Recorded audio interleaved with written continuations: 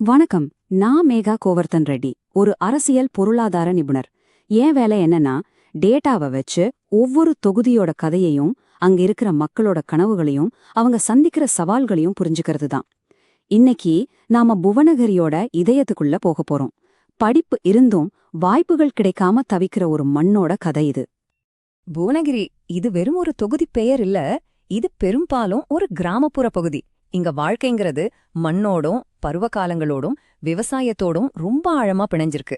மக்களோட அன்றாட வாழ்க்கை, அவங்களோட நம்பிக்கை, கவலைகள் எல்லாமே இந்த நிலத்தை சுத்தி தான் இருக்கு. ஆனா இந்த மண்ணுக்கு இன்னொரு பக்கமும் இருக்கு. இங்க ஒரு ஆச்சரியமான விஷயம் என்னன்னா, இந்த தொகுதியோட எழுத்தறிவு விகிதம் 83.7%. இது மாவட்ட சராசரியா விடவும் அதிகம். இதுக்கு என்ன அர்த்தம்? இது கனவுகளோட பூமி. இங்க இருக்கிற மக்கள் நல்லா படிக்கிறாங்க, தங்களுக்கு ஒரு சிறப்பான எதிர்காலம் வேணும்னு ஆசைப்படுறாங்க. ஆனா அந்த கனவுகளுக்கு பின்னாடி ஒரு பெரிய பொருளாதார பதற்றம் ஒழிஞ்சிருக்கு. இந்த நம்பர்ஸ பாருங்க. வெறும் 346 பேர் தான் நில உரிமையாளர்கள். ஆனா விவசாய கூலி தொழிலாளர்கள் 1651. இந்த பெரிய வித்தியாசம் ஒரு மறைமுகமான பொருளாதார அழுத்தத்தையும் ஒருத்தர் சார்ந்திருக்கிற நிலைமையையும் உருவாக்குது. ஆக புவனகிரியோட மையக்கதை இதுதாங்க. படிப்பிருக்கு, ஆனா அதுக்கேத்த வேலை இல்ல. தொகுதிய சுத்தி இயற்கை வளம் இருக்கு, ஆனா அதோட பலன் உள்ளூர் மக்களுக்கு போய் சேரல. குறிப்பா பக்கத்துல இருக்கிற NLCல, அதாவது நெய்வேலி நிலக்கரி நிறுவனத்துல தங்களுக்கு வேலை கிடைக்கலங்கிறது இளைஞர்கள் மத்தியில ஒரு பெரிய கோபத்தையும் விரக்தியையும் உண்டாக்குது. இந்த கழ யதார்த்தம் நமக்கு 3 தெளிவான அரசியல் சிக்னல்களை கொடுக்குது. வாங்க, டேட்டா சொல்ற அந்த சிக்னல்களை ஒன்னொன்னா பாப்போம்.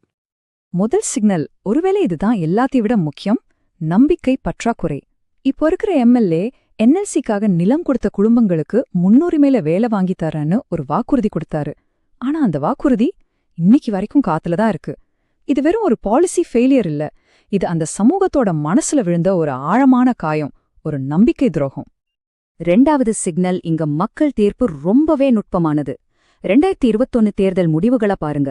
ஜெயித்த அதிமுகவுக்கு கிடைச்சது 48.9% ஓட்டு, திமுகவுக்கு 44.7%. வித்தியாசம் வெறும் 4.2% தான். அதாவது 8259 ஓட்டுகள். இந்த தொகுதி ஒரு கத்தியின் முனையில நிக்குது. ஒரு சின்ன ஓட்டு மாற்றம் கூட மொத்த ரிசல்ட்டையும் தலைகீழா மாத்திடும். மூணாவது சிக்னல், ஓட்டு வங்கி சிதறி கிடக்கு. இந்த தொகுதியோட சமூக அமைப்பை பார்த்தா பட்டியலினத்தவர் சுமார் 23%, முஸ்லிம்கள் சுமார் 7% இருக்காங்க. வன்னியர்கள் ஒரு முக்கியமான சமூகமா இருக்காங்க. ஆனா வன்னியர்கள் தலித்துகள் மாதிரி பெரிய சமூகங்களோட வாக்குகள் மொத்தமா ஒரே கட்சிக்கு போறதில்ல. இது அரசியல் கடத்தை ரொம்ப போட்டி நிறைந்ததாவும் கணிக்க முடியாததாவும் மாத்துது. இங்க நாம ஒரு முக்கியமான அரசியலமைப்பு மதிப்பு புரிஞ்சுக்கணும். ஒரு பொது வாக்குறுதிங்கிறது வெறும் வார்த்தைங்க இல்ல, அது ஒரு பொறுப்பான பேச்சோட வெளிப்பாடு. அதை மீறும்போது அதை நம்பி ஓட்டு போட்ட ஒவ்வொரு குடிமகனோட கண்ணியமும் காயப்படுது. சரி, இந்த 3 சிக்னல்களும் போன தேர்தல் முடிவை எப்படி பாதிச்சது? இப்போ பதவியில இருக்கிற MLAவோட நிலைமை என்ன? அவரை எதிர்த்து நிக்கிறவங்களுக்கு என்ன வாய்ப்பு இருக்குன்னு கொஞ்சம் ஆழமா பார்க்கலாம். இப்போ இருக்கிற MLA அதிமுகவை சேர்ந்த திரு அருண்மொழி தேவன். 2021ல அவரோட வெற்றிக்கு காரணம் அவரோட கிளீன் இமேஜ், விவசாய பின்னணி, அப்புறம் வலுவான கூட்டணி. ஆனா இன்னைக்கு நிலைமை வேற. மாநிலத்துல திமுக ஆட்சி நடக்குது, இவர் ஒரு எதிர்க்கட்சி MLA. இதனால பெரிய திட்டங்களை கொண்டு வர்றதுலயும் வாக்குறுதிகளை நிறைவேற்றுறதுலயும் அவருக்கு நிறைய சிக்கல்கள் இருக்கு. மக்கள் மத்தியில அவரோட டெலிவரி ஸ்கோர் கார்டு எப்படி இருக்கு? உள்கட்டமைப்பு குறைவு, நலத்திட்டங்கள் குறைவு, மிக முக்கியமா நம்பிக்கை அது ரொம்பவே குறைவு. வளர்ச்சி நின்னு போச்சுங்கிற ஒரு எண்ணம் பரவலா இருக்கு. குறிப்பா அந்த NLC வேலை வாக்குறுதி அவர் மேல இருந்த நம்பிக்கையை ரொம்பவே குறைச்சிடுச்சு. இங்கதான் திமுகவுக்கு ஒரு பெரிய பிளஸ் பாயிண்ட் இருக்கு. அவங்க மாநிலத்துல ஆளுங்கட்சியா இருக்கிறதால திட்டங்களையும் தீர்வுகளையும் செயல்படுத்துற முழு அதிகாரமும் அவங்க கையில இருக்கு. அவங்களால கொடுத்த வாக்குறுதியை ஒரு திட்டமா மாத்த முடியும். இது எதிர்க்கட்சி MLA கிட்ட இல்லாத ஒரு பெரிய பலம். அடுத்ததா புவனகிரியோட தேர்தல் வரலாற்றை கொஞ்சம் திரும்பி பார்ப்போம். இந்த டேட்டா இங்க இருக்கிற வாக்காளர்கள் எவ்வளவு யோசிச்சு நிதானமா ஓட்டு போடுறாங்கங்கிற கதைய நமக்கு சொல்லுது. இந்த வாக்காளர்களோட பயணத்தை பாருங்க. 2016ல திமுக முன்னணியில இருந்துச்சு. 2021ல கூட்டணி கணக்கு அதிமுகவுக்கு சாதகமா மாறுச்சு. ஆனா இப்போ 2024 நாடாளுமன்ற தேர்தல்ல ஒரு புது பிளேயர், அதாவது பாஜக 14.4% ஓட்டுகளோட உள்ள வந்து திமுகவுக்கு எதிரான ஓட்டுகளை பிரிக்குது. இது மொத்த ஆட்டத்தையுமே மாத்துது. இந்த மாறி மாறி ஓட்டு போடுறத நாம எப்படி புரிஞ்சுக்கணும்?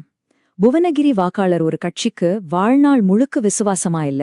அவங்க தங்களோட நல்ல வாழ்க்கைக்கு யார் உழைப்பாங்களோ அந்த நம்பிக்கைக்கு விசுவாசமா இருக்காங்க. இது நிலையற்ற தன்மை கிடையாது. இது ஒரு புத்திசாலித்தனமான தேடல். சரி, இதுவரைக்கும் பிரச்சனைகளை பத்தியும் அரசியல் சூழலை பத்தியும் பேசிட்டோம். இப்போ ரொம்ப முக்கியமா தீர்வுக்கான வழிய பத்தி பேசுவோம். இது வெறும் வாக்குறுதிகள் இல்ல, வாக்குறுதியிலிருந்து செயல்திறனுக்கு போறதுக்கான ஒரு தெளிவான, அளவிடக்கூடிய ஒரு ப்ளூ பிரிண்ட். மக்கள் போடுற ஓட்டுக்கு என்ன ரிட்டர்ன்? இதோ 3 விஷயங்கள். முதல் படி வேலைவாய்ப்பு. ஒரு 60 கோடி முதலீட்ல ஒரு விவசாய பொருட்கள் பதப்படுத்தும் பூங்கா அமைச்சா சுமார் 500 உள்ளூர் இளைஞர்களுக்கு வேலை கிடைக்கும். 2வது உள்கட்டமைப்பு. 80 கோடில நெடுஞ்சாலையையும் 30 கோடில பாசன வசதிகளையும் மேம்படுத்துறது. 3வது நலத்திட்டங்கள். வீடு கட்டுற திட்டம், பென்ஷன் திட்டம்லாம் சரியான ஆட்களுக்கு போய் சேருதான்னு உறுதி பண்றது. ஆனா அந்த மைய பிரச்சனைக்கு, அந்த ஆழமான காயத்துக்கு என்ன தீர்வு? புவனகிரி இளைஞர்களுக்கும் என்எல்சில இருக்கிற டெக்னிக்கல் வேலைகளுக்கும் நடுவுல இருக்கிற அந்த பெரிய இடைவெளிய நாம எப்படி சரி செய்ய போறோம்? இதுதான் இப்போ முக்கியமான கேள்வி. இதுக்கு ஒரு தெளிவான பாலிசி பிரிட்ஜ், அதாவது ஒரு கொள்கை பாலம் தேவை. மாவட்ட வளர்ச்சி நிதி இல்லனா என்எல்சியோட சிஎஸ்ஆர் ஃபண்ட் மூலமா புவனகிரியிலேயே ஒரு திறன் பயிற்சி மையத்தை ஆரம்பிக்கணும். இந்த மையம் என்எல்சிக்கு தேவையான டெக்னிக்கல் ஸ்கில்ஸ உள்ளூர் இளைஞர்களுக்கு சொல்லிக் கொடுக்கும். இது பிரச்சனைய ஒரு கூட்டு முயற்சியா மாத்தும், குறைய ஒரு வாய்ப்பா மாத்தும். இங்க நாம இன்னொரு முக்கியமான மதிப்பையும் ஞாபகம் வச்சுக்கணும். இந்தியாவோட டேட்டா பாதுகாப்பு சட்டப்படி நாம மக்களோட தரவை எந்த காரணத்துக்காக சேகரிச்சாலும் அதுல வெளிப்படைத்தன்மை இருக்கணும், அவங்களோட சம்மதம் இருக்கணும், அவங்களோட தனிப்பட்ட உரிமைக்கு நாம மரியாதை கொடுக்கணும். டேட்டாவை பயன்படுத்துறதுல ஒரு கண்ணியம் வேணும். இறுதியா இந்த பகுப்பாய்வோட முடிவுக்கு வருவோம்.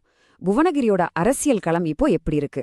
வரப்போற தேர்தல்ல மக்கள் முன்னாடி இருக்கிற தேர்வு என்ன? என்னோட இறுதி பகுப்பாய்வு இதுதான். புவனகிரியில மாற்றத்துக்கான களம் ரெடியா இருக்கு.